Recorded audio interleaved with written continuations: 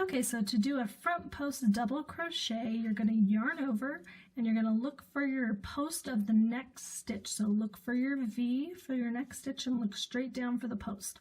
You're going to go in before the post, go around the back of it, and come out the other side. Then you're going to yarn over and pull up that loop, and then you're going to work like a regular double crochet. Yarn over, pull through the first two, yarn over, pull through the second two.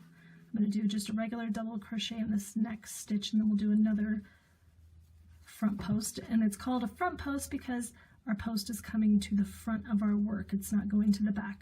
So we yarn over, we insert, and we go around the back side of our post so that it comes to the front. We yarn over and pull up a loop, yarn over, pull through the first two, yarn over, pull through the second two.